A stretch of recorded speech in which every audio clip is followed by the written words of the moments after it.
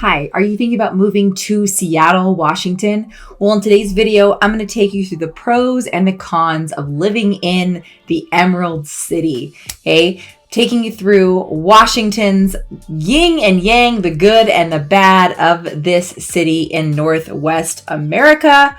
Stick around to learn more about Seattle. Let's get after it.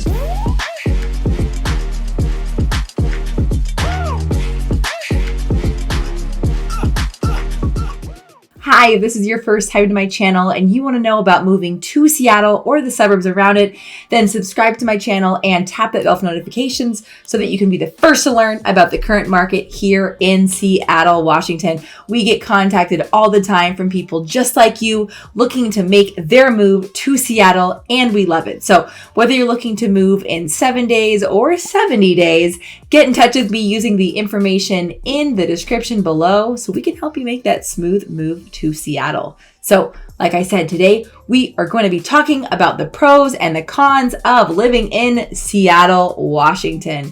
You guys might know that in Seattle, Washington, there are 750,000 people. Okay, that is 750,000. So this is a huge city, and lots of people have been discovering how cool Seattle is because the population has been growing tremendously. The job market is robust and thriving.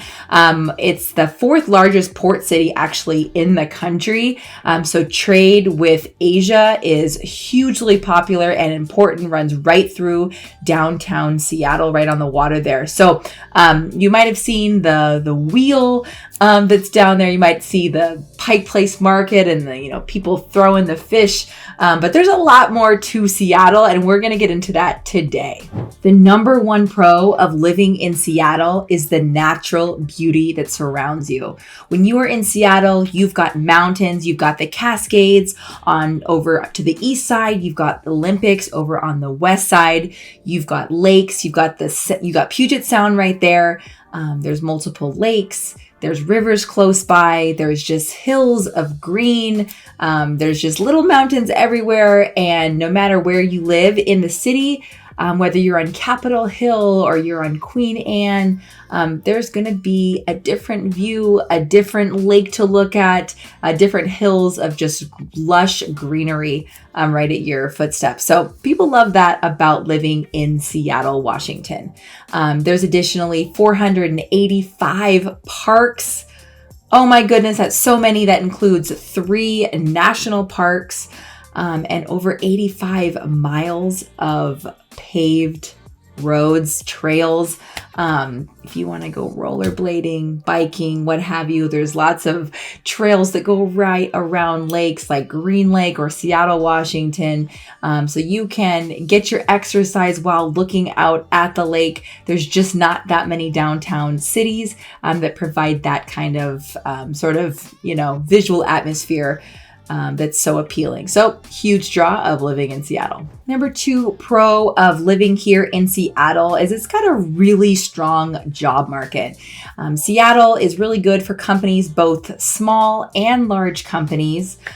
Huge tech industry here in Seattle. It has Microsoft, Amazon, Boeing makes Alaska airplanes. Additionally, Nordstrom's was founded here in Seattle. So we've got Nordstrom, we've got the Fred Hutchinson Cancer Research Center, which has tons of medical jobs here, really big hospitals. So just lots of jobs, lots of startup companies. Seattle, Washington, just like other places during the pandemic, did see a little bit of a setback, but experts do think that the job market's going to bounce right back. The third pro I want to talk to you about is the proximity to diverse nightlife.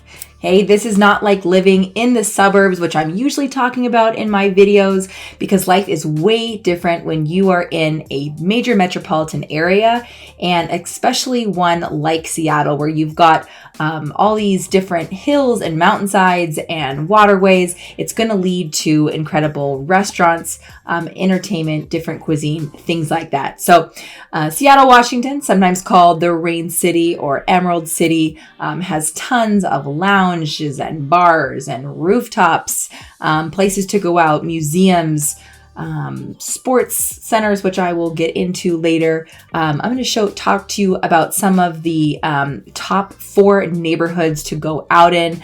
But whether you're looking for more of the sort of like rock style grunge vibe Capitol Hill, or like an ultra classy high-end rooftop Belltown, kind of upscale vibe, there's going to be something in the nightlife availability in Seattle it's going to suit you. One of the top neighborhoods to go out in Seattle is Ballard. Ballard is located in northwest Seattle. It has tons of trendy bars for bar hopping, things like that. It actually used to be an old fishing community, but now it is super chic and sophisticated and a really fun place to go out. The next spot to go out in Seattle that's hugely popular and definitely the most popular for folks in their 20s and 30s, although definitely you're going to see people in their 30s, 40s, 50s, and over thriving here, is Capitol Hill. So Capitol Hill has amazing clubs like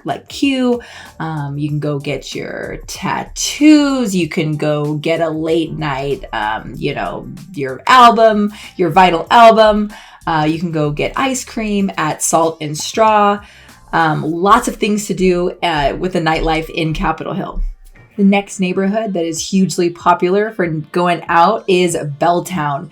This is a combination of sort of upscale establishments and clubs and more grunge-centered vibe places. So whether you're looking for that super fancy place to go out and stay until 2 a.m. in the morning, or you're looking for more of a rock and roll vibe, Belltown, right near the water, is the place to go. You can even lots of housing opportunities out there as well. Might be a little bit more pricey, but you have that nightlife right in your back door.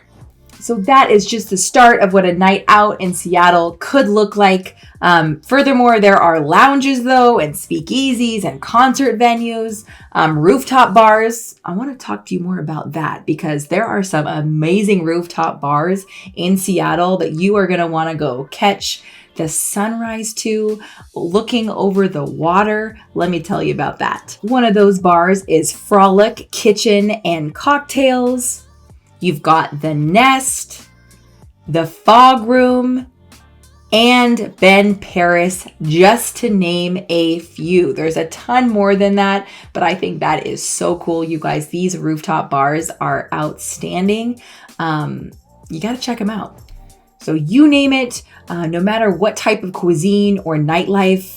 I mean, some of these can't be mentioned on air, right? But really, no matter what you are into, Seattle is going to have that available for you. You got to check it out. The fourth pro of living in Seattle is that Seattle has tons of professional sports teams for both men and women. There are a lot of metropolitan areas that don't have so many sports teams. And so I want to talk to you about those. So on the women's side, women have professional basketball, that's the Storm. And they also have professional soccer, the Reign FC. On the men's side of things, we've got a national football team, the Seattle Seahawks. We've got a national baseball team, the Seattle Mariners. And we also have now a national hockey team, the Kraken. So really cool. If you are a sports fanatic, you have tons of sports right here in the city with amazing stadiums and just lots of entertainment around that. So that's really fun. The number 5 pro in Seattle is the school district. So the school district gets an A- rating by niche.com, and it has over 51,000 students.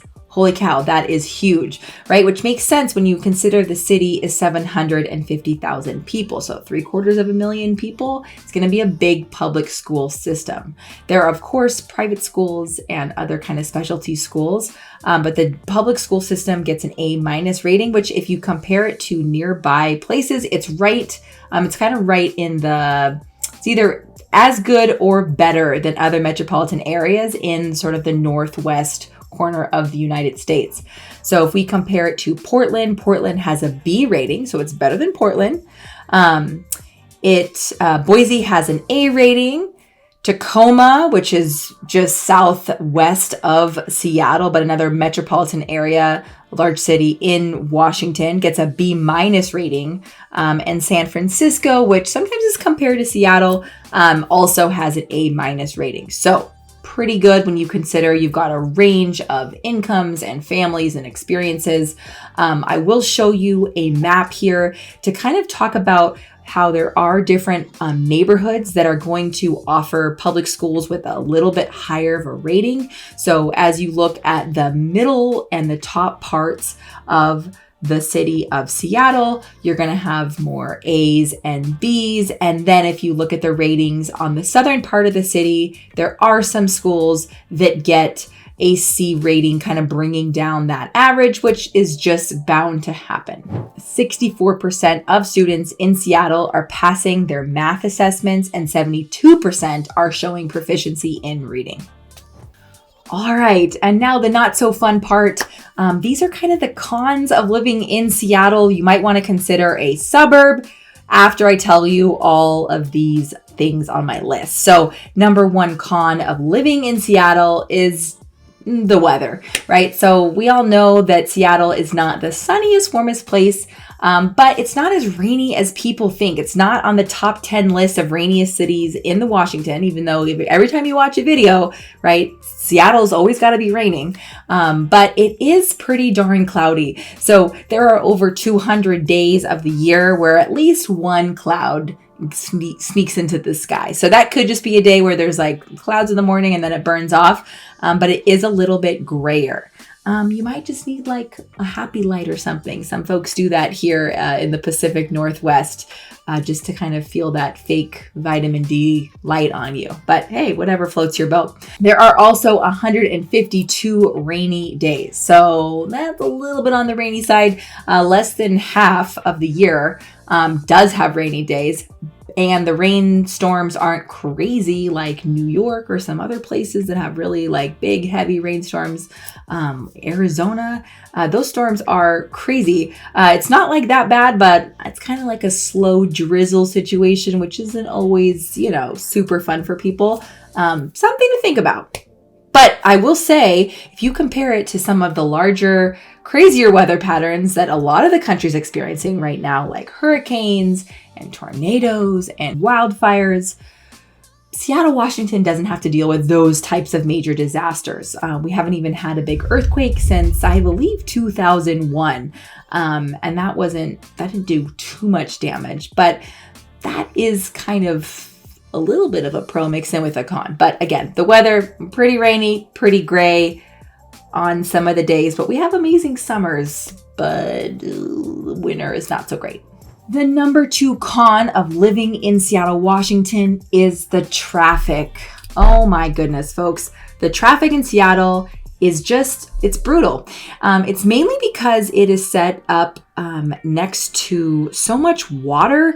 Because Seattle has so many lakes and it has Puget Sound right there with the port, there's just not the greatest infrastructure to support easy road access. So the main highway that runs through Seattle is I-5, which runs north and south. So that is the main highway that are taking people from all the suburbs down south to up north and vice versa. Going east to west, you've got I-90 and 520, and all three of those highways are super congested, especially during rush hour. But over the last 5 to 10 years, it's not even just rush hour. Rush hour starts at like 12 p.m. I'm like, what time are people waking up to work? I don't know, but the roads are getting super congested. The new tunnel, the 99 State Route tunnel, that used to be Alaskan Way Viaduct, does help with some traffic going north to south closer to the water, but it is still just really slow. With all the hills and valleys in Seattle, it just makes traffic even worse. And you've got floating bridges. You've got the West Seattle Bridge. Again, just really slows down people trying to commute in and out of the city for their job. One solution to that problem is looking at the bus system and the light rail. And although those systems have been improved in recent years, folks still complain that The light rail doesn't reach everyone in the city, and so they're still working on making that better. Other things that contribute to the congestion are accidents, construction, and inclement weather. So all those things kind of make it miserable to get around Seattle. Definitely a huge con. The third con for living in Seattle is the unsightly graffiti and homelessness problem. This is super bad, and it can be super sensitive for people. So I'm going to be really careful with my words. I'm not trying to offend anyone, but it is a problem, and people that are driving through the city do have a problem with what they're seeing. And then also it's really sad for all the people on the streets unable to find affordable housing. Some of the graffiti is seen as sort of artistic and culturally significant, but a lot of it isn't. So you will see graffiti through a lot of the city. It's gotten really bad over the last couple years. The Seattle Police Department is trying to fix it. They have sort of a graffiti abatement program. It's called Find It, Fix It. It's an app that you can have on your phone. So if you find it, you can use the app, and it alerts authorities right away, and they can come and try to remove that graffiti. And then to add on to that, the homelessness has become a major problem in Seattle. So Seattle is now ranked the third highest population for homelessness in the country, behind Los Angeles and New York City. Part of this is because of just the cost of living is so expensive, which I'm going to get to next. But also, some people argue that Seattle's not doing enough to both prevent homelessness from settling in Seattle, and then just not doing anything to help these folks get into houses. Right now, there are over 40,000 people in the King County area, which includes Seattle as a major component of that are still looking for homes. Some things that Seattle is doing is they have a housing first program where they know that getting folks into homes right away is sort of the first thing that needs to happen, because if people have a safe place to go, they know that they can sort of tackle the other issues that those folks are having next.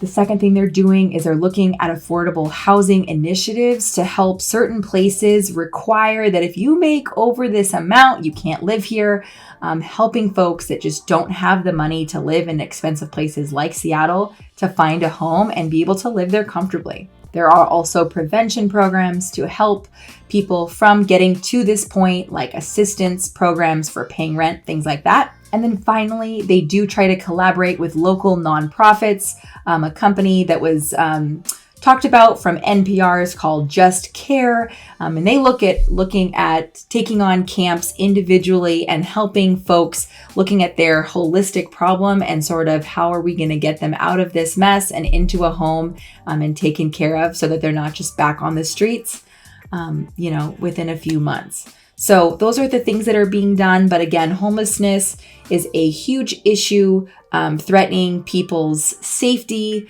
and sort of just like general sense of well-being, being in the city, and just sort of the things that come with that. So definitely a con of living in Seattle, Washington. The fourth con of living in Seattle, Washington is the high cost of living. You guys, this place is so expensive to live, okay? It is 50% higher than the national average. And it is 111% higher than the national housing prices. So cost of living, 50% higher than average, and housing prices is over 100% higher than the national average. So not cool, okay? The average family needs over $5,400 a month. Family of four, okay, needs over $5,400 a month to make ends meet, and that doesn't even include housing. Okay, that's a lot of money needing to live here in Seattle. So thinking about all the things that you need to buy, okay, the gas prices, the cost of groceries, all those things, it adds up living here in Seattle. Seattle's cost of living is only 3% lower than New York City. And we all know about living in New York City, right? So, geez, Seattle, get your act together. Too expensive to live here. And the final con of living in Seattle, Washington is the lack of diversity. So although we might think that Seattle is a diverse place to live, It is actually not. It is the 12th least diverse city in America. The 12th least diverse. Okay? So if we look at the breakdown of this, Seattle, Washington, as it stands right now, is 65% white based on the national census. Okay? The next highest population is Asian. Asian population is 16% of the population. And then Black and Latino each sitting at about 7%. Now, there's few more percentages that I've left out of that. But those are the big ones. So we need more diversity to make the city a better place. So we got to work on that. The good thing is as data is coming in, it looks like this is the white population is on a downward trend. So more diverse races are immigrating to Seattle. So the white population is going down. I think that's a con because having more diversity in an area creates more understanding and more empathy. And it's just better to know about cultures outside of you because then that creates more tolerance and love. And well, I could be here all day. So those are the 5 pros and cons of living in Seattle, Washington. You should do your own research and you might have a different opinion than me, but that is my opinion after over 30 years in this area and just sort of the current state of affairs in Seattle. So if this video was of value to you, don't forget to like the video, subscribe to my channel, and tap that bell for notifications so that you can be the first to know about the current market in Seattle as I'm coming out with more videos. I had a lot of fun today. I hope you did too, and I hope to see you around town. See you later.